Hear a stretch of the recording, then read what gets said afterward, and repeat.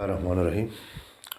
عزیز بچوں، 7ویں جماعت کی اردو کا سبق جو ہے 3 کہانیاں جو ہم نے پڑھ کے مکمل کیا ہے، اس کی ایک ایکسرسائز ہے صفحہ نمبر 66 پہ۔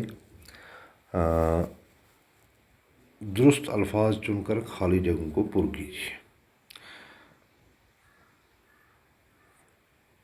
تو اس طرح سے ہے۔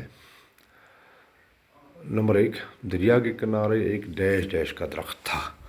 تو یہاں پہ آپ نے کتاب میں پڑھا تھا کہ دریا کے کنارے کون سا درخت تھا، وہ تھا آم کا درخت۔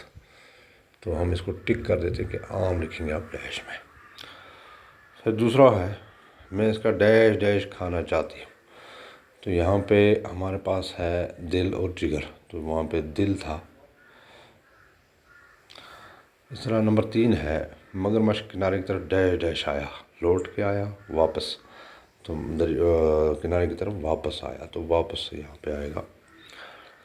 اس طرح بادشاہ ظلم کے لیے بہت ڈیش ڈیش تھا، تو یہاں پہ بدنام ہے اور مشہور ہے، تو اس لیے یہاں پہ مشہور ہے صحیح۔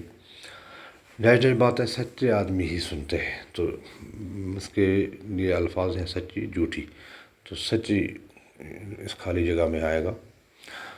اسی طرح امیر بڑا نیک ڈیش ڈیش تھا، نیک صفت تھا، نیک دل تھا، تو امیر بڑا نیک دل تھا۔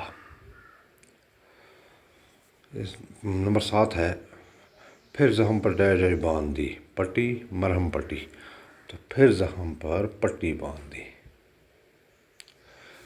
اور اس کا سوال ایک رہ گیا تھا ہمیں، سوال نمبر 9، امیر آدمی کو مرنے کے بعد کہاں جگہ ملی؟ تو اس کا جواب ہے، امیر آدمی کو مرنے کے بعد جنت میں جگہ ملی۔ جنت میں اس لیے جگہ ملی کیونکہ وہ نیک دل تھا۔ تو یہ تھا آج کا سبق بچوں۔